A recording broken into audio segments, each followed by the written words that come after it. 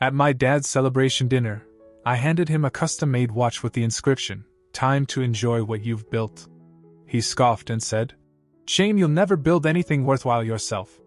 I picked it back up, nodded, and left. Overnight, I reversed my investment in the family business. By morning, they were locked out of their bank portal. Then my phone lit up, 81 missed calls. It was only the beginning. What hit me first wasn't his words, it was how no one reacted to them. Just silence. A little awkward shuffling, someone cleared their throat, and that was it. Like his selfishness was just part of the scenery, something we'd all learned to step around. I had just handed him the custom-made watch. The kind of thing you don't buy lightly. Walnut face, brushed titanium band, subtle but solid. On the back, I had it engraved, "Time to enjoy what you've built." I had the idea months ago. He was officially retiring, stepping back from the business, or so he said. I wanted it to be a moment. A bridge, maybe? He opened the box, gave it a glance, and then said loud enough for the whole room to hear, "Shame you'll never build anything worthwhile yourself." There was a beat of silence, but it wasn't surprise. It was the usual discomfort that followed whenever he said something cruel, and no one knew whether to laugh or change the subject. My mom looked down at her plate. My cousin Janie suddenly became very interested in the wine list. My uncle stared at the salt shaker like it had something important to say. No one defended me. No one even reacted. Just a few half-smiles and the usual unspoken agreement to let it slide. That was the real slap in the face. I reached across the table, took the watch back, closed the box, and put it in my coat pocket. Then I stood up, straightened my sleeves, and left. No scene. No yelling. Just done. I drove around for almost an hour. It wasn't anger. It was something colder. That kind of quiet realization that hits you when you finally accept that something's never going to change. I thought about the envelope in my glove box, the $600 I'd withdrawn earlier that morning, crisp bills in a clean red envelope. I was going to give it to him privately, just a personal thank you for everything he'd done over the years. But sitting at a red light on 9th Street, I pulled the envelope out, stared at it for a while, then tossed it into my briefcase. I wouldn't be handing that over. I'd also sunk $1,500 into fixing up the family house. The one my dad always insisted was the legacy. I paid for the new porch, the plumbing repairs, even redid the kitchen tiles myself on the weekends.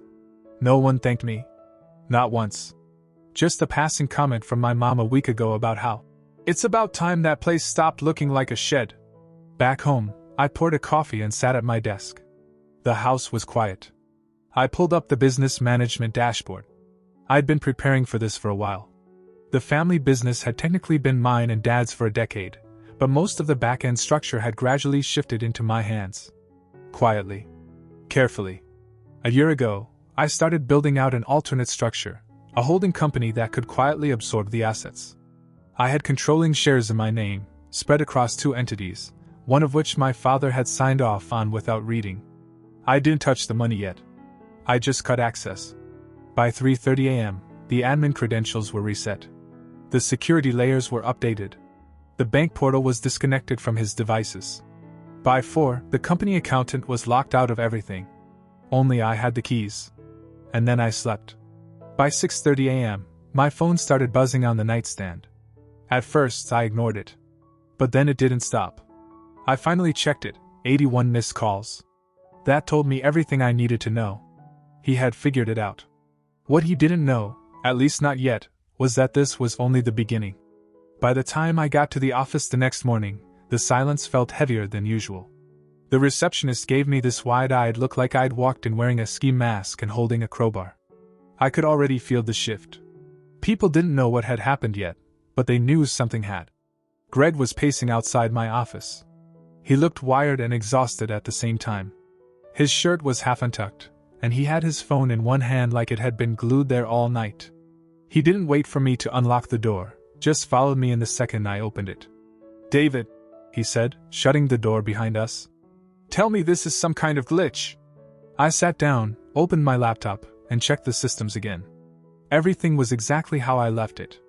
I'd rerouted administrative control, shifted our main holding account to the alternate structure I'd set up months ago, and revoked every single digital key tied to my father. "It's not a glitch," I said. Greg stared at me. He wasn't shocked. Just disappointed. Or maybe just tired. He's losing it, he said.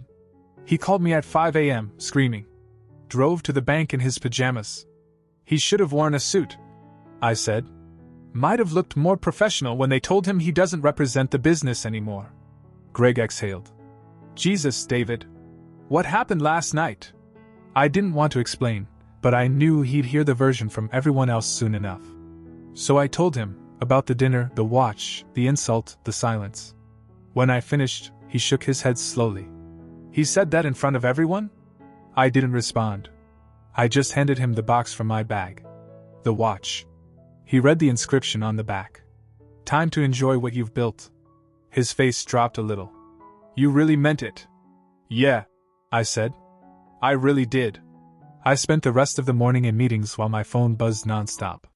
My dad was trying to access everything: banking, payroll, client contracts. All denied. IT confirmed multiple attempts from his IP. I locked those down too. If he wanted to come after me, I wasn't going to leave any windows open. At 11:48, my mom started texting. Please call your father. Whatever happened, we can fix this. He didn't mean it like that, David. You know how he is. I didn't answer. Then the calls started. She called 6 times in a row. I ignored them all. At 1:15, she showed up at the office. Greg gave me a heads up through the glass, but before I could do anything, she was already at my door. She looked small. Not weak, just tired in a way I hadn't seen before. Like the years of covering for him were finally cracking through her skin. Can I sit? She asked. I nodded. She sat down, clasped her hands in her lap, and looked at me like she didn't know where to start. Your father's panicking. He hasn't slept. He thinks this is all a mistake. It's not, I said. He said some things last night that he shouldn't have said. Yeah. In front of the entire family. She didn't argue with that. Didn't excuse it. That surprised me more than anything. He wants to meet. Just the 3 of us. Tonight. He said he's ready to talk. I stared at her for a moment. Will he apologize? She hesitated. That was all the answer I needed. I'm not showing up so he can give me another lecture. It's not a lecture. He knows you're serious. He's scared. Then let him say 3 words. He's never apologized in his life, David. That's the problem, I said.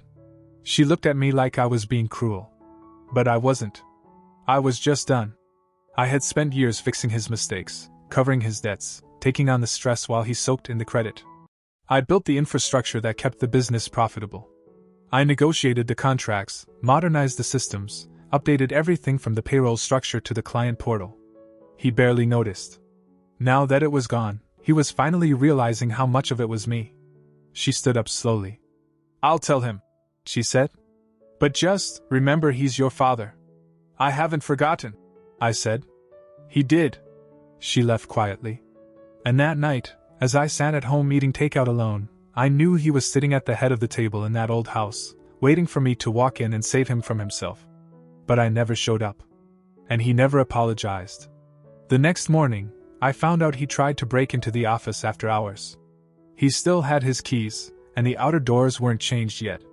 But when he got to the server room and realized his code didn't work, he lost it. Security called me at 2:11 a.m., said he was pounding on the door, demanding access. Greg had to drive down and talk him off the ledge. He didn't leave until nearly 4. The first thing I did that morning was order the locks changed. Physical ones this time. Then I sent a message to the board. It was short. Just a formal notice that I had assumed full control of operations effective immediately. There would be no disruptions in payroll, no changes in client delivery, and no decisions made in haste. I made it clear that I wasn't acting emotionally. I was protecting the company. Surprisingly, no one pushed back. A few asked if I was okay. One board member wrote back and said honestly, about time. The gossip started right after. I heard through 3 different people that my Aunt Sharon was furious. But not at me. For once, she was mad at him. Apparently, she told him, "You made your own son hate you. That's not David's failure, that's yours." It didn't stop there. My cousin Janie, who never said a bad word about anyone, Told my mom that watching Dad that night felt like watching someone kick a dog that just brought you a gift. That was new. Usually, they all just tiptoed around him. Now, they were talking. I knew he'd take it badly. But I didn't expect him to go for revenge. It started small. He went around to our old suppliers and started spreading rumors that I was cutting costs, letting go of people, preparing to liquidate. One of them, someone I'd known since I was a teenager, called to warn me. I responded by pulling every contract he had ever signed and replacing the vendors he'd brought in over the years. I streamlined our partnerships, consolidated logistics, and in 2 weeks, I actually increased revenue. That's when he tried something bigger. He called his lawyer. That part actually made me nervous. I sat with our legal team, went through everything line by line. But it was airtight. The transfers were all valid. The ownership trail was clean. My control was legal. His role had been symbolic for years, he just never realized it. The lawyer sent a letter. I sent one back. 3 days later, he stopped showing up at the office entirely. But he didn't stop calling my mom. Or yelling. And then I took the car. It wasn't petty. The Lexus was company-owned. Registered under the business. I had the plates pulled and the access key remotely deactivated. When he tried to drive it the next morning, it didn't start. He had to call a tow truck to get it home. He called me 14 times that day. I didn't answer a single one. That night, my mom sent one message. He's sitting in the garage, just staring at it. Like it's going to come back to life. And the best part? Everyone knew it was his own fault. The morning after I disabled the Lexus, my mom called, sounding like she hadn't slept. He's gone. What does that mean? He left early this morning. Packed a duffel bag. Didn't tell me where he was going. Just said he needed air. My father, the man who once refused to leave a wedding early because he had to finish his wine, had just walked out of his own house without a plan. Or maybe he had one. Maybe it just didn't include her anymore. I figured he'd be back by the evening. He wasn't. Then things started getting strange. That afternoon, a man in a cheap suit showed up at the office, asked for me by name. Said he was conducting an independent financial inquiry on behalf of a former executive. He didn't even have a proper badge. Just a printed business card with a fake-looking email address. I asked him if he knew what a restraining order was, and Greg escorted him out. But that wasn't the weirdest part. At 5:14 p.m., I got a message from a banker I knew from one of our corporate accounts. Apparently, my dad had walked into a branch uptown, claimed he was the founder and CEO of our company, and tried to take out a loan. Under the original business name. The one I had legally dissolved and absorbed months ago. The application was flagged instantly. They called me to verify, and I told them flat out, that entity doesn't exist. His name was nowhere in the new ownership. In fact, the form he filled out could technically be considered attempted fraud. That was the moment the wind really shifted. By the next morning, the board knew. Word traveled fast, but not just through official channels. Janie texted me a screenshot of a Facebook post from Sharon, vague and dramatic. Some people don't know how to retire gracefully. That was directed at him. No doubt. Calls started rolling in, not from angry relatives, but from people who were shocked, disappointed, and weirdly supportive. Sharon actually told my mom during a phone call that she couldn't believe how ungrateful he was. That one nearly made me fall out of my chair. But the part one didn't see coming was my mom. She left. She packed 2 bags, took her car, and drove to Albany to stay with her sister. Didn't even say goodbye to him. Just left a handwritten note on the kitchen counter. I'm tired of covering for you. Maybe now you'll hear the silence. She called me a few hours later from her sister's place. Said she needed space. Said she didn't know what she'd been doing all these years. Said, it was never about business, David. It was about control. Everything with your father always was. I stayed quiet. I think she took that as agreement. Maybe it was. While she was gone, he went into full panic mode. Not that he called me, of course. No. He just started scrambling behind the scenes.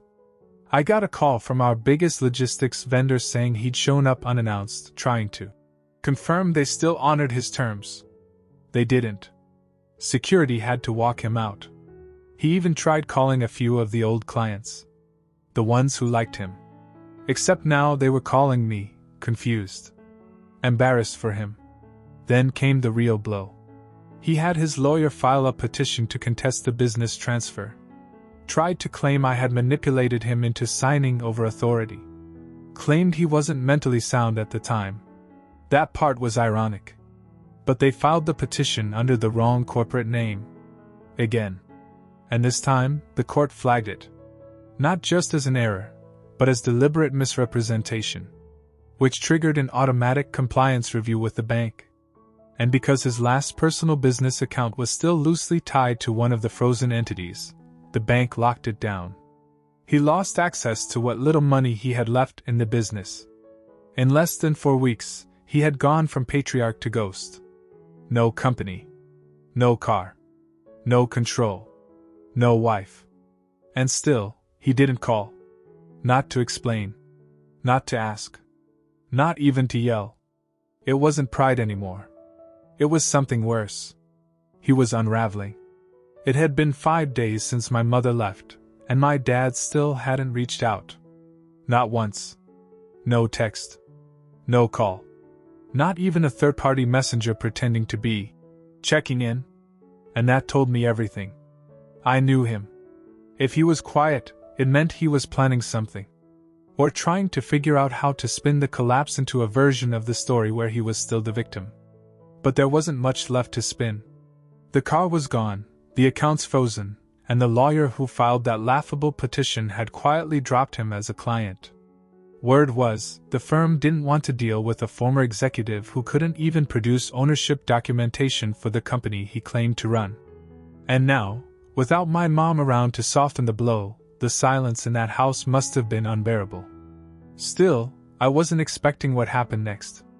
At 6:43 p.m., I got a message from an old family friend named Mike, someone who always admired my dad, one of his few loyal defenders. "Hey, you free to talk? I just left your parents' place. Your dad's not doing great." I called him. He told me my father had invited him over for dinner, probably hoping to get a sympathetic ear. But the conversation turned strange. At one point, my dad started blaming me for ruining his name, but then quickly shifted to claiming he let me run things to teach me responsibility. Then, in the same breath, he said I had stolen the company. "I don't think he knows what he believes anymore," Mike said. I wasn't surprised. He'd spent so long building a world where he was the only one who mattered, the only one who was right, that now, when no one listened, he didn't know who to be. But the worst part was still coming. My mom called the next morning. She sounded colder than I'd ever heard her. "I came home to pick up a few things," she said. "I found him sitting on the couch watching reruns with the blinds shut. Same clothes from 3 days ago. The house smells like stale beer." I didn't say anything. I told him I was staying another week with my sister. He just nodded. Said, "Do what you want. Everyone else does." That line stuck with me. Not because I felt bad for him, but because it confirmed what I'd suspected all along. He still didn't see it. Still thought this was something being done to him, not something he'd created. Later that evening, she sent me a photo. It was the office wall at home. The one covered in old newspaper clippings, business awards, framed articles about the company. All of it had been taken down. The wall was bare. Underneath, on the floor, was a box labeled storage. And inside it, tossed like old receipts, was the custom watch I had given him. Still in the box. That was the last thread for me. I called the company's legal department and had the final paperwork filed. The pension plan he'd always counted on, the one tied to his executive emeritus role, was formally revoked. Legally, it had been conditional on active participation and cooperative transition. And he had violated every clause. He was now entirely severed. The next morning, Sharon texted me out of nowhere. A screenshot. It was a group chat with 4 of my cousins. They were dragging my dad's name through the dirt, saying he'd finally got what he gave, calling him out for years of control, manipulation, ego. People who never took my side were suddenly rewriting the entire family narrative like it had always been obvious. Funny how quick people turn when the power shifts. But one message stood out. From Janie. Honestly? I hope he finally realizes what he lost. I didn't reply. Because I knew he wouldn't. He never had before. And time wasn't going to change that. I thought the silence was going to last forever. But then, 10 days after I filed the final pension revocation, I got a call from a number I didn't recognize. It was him. I let it ring. I wasn't ready. Not because I didn't know what I'd say, but because I already knew what he wouldn't. No apology. Sure enough, an hour later, I got a voicemail. His voice was quieter than usual, slower, like he was trying to disguise how shaken he was. David, I think we should talk. Man to man. Let's just sit down. I want to make things right. I played it twice. Then a third time. No. I'm sorry. No. I was wrong. Not even close. I never called back. The next day, my mom showed up at my apartment. She looked tired, suitcase in one hand, jacket slung over the other arm. I need a place to stay, she said. Just for a night or two. I can't take it anymore. She sat on the couch like she'd been holding her breath for a month. Said he'd been moping around the house, watching TV at 3 a.m., trying to call clients, ranting to no one. Said he kept bringing up the car, the money, the business, circling back over and over, but never once asking why or admitting anything. He keeps saying he just wants you to come to the house. Says everything can go back to how it was. I laughed once. Not because it was funny. She leaned back, looked at the ceiling. He's still hoping you'll show up. That if he just waits long enough, you'll do the fixing for him. I didn't answer. She already knew I wouldn't. She stayed a week. By the 4th day, she was opening up more than I'd ever seen. Said things she used to only hint at. I always thought if I kept things calm, it would balance out his storms. But it never did. He just got comfortable making a mess, knowing I'd sweep it up. On the last night, she said something that stuck. You know, he's not going to change. Even if he loses everything, he'll still find a way to convince himself someone else is to blame. And she was right. Because 2 weeks later, his lawyer made one last attempt, claimed I had taken the car illegally. We sent over the title paperwork, the company ownership log, the insurance documents. All in my name. The response was short. No legal standing. That was the end of it. Officially. Unsurprisingly, the lawyer dropped him after that. I heard from a mutual acquaintance that he started riding the bus. The man who once told me real men don't take public transportation was now walking 4 blocks to catch the 27 downtown. I pictured him standing there, fuming quietly while pretending he wasn't. The house? It was starting to fall apart again. No one was maintaining it. Pipes leaking, paint chipping, bills piling up. I offered nothing. The business? Thriving. Profits were up, the staff was happier, and 3 former clients returned the moment they heard he was out for good. One afternoon, I ran into Sharon at the grocery store. She hugged me for the first time in years. No sarcasm, no passive-aggressive comments. Just a quiet, sincere hug. Sometimes, she said, people have to lose everything before they realize what they had. I nodded but didn't respond. Because I wasn't sure he ever would. He'd built a kingdom, but ruled it like a tyrant. And when the walls came down, there was no one left to stand with him. Not even the people who used to pretend he was right. Not even me.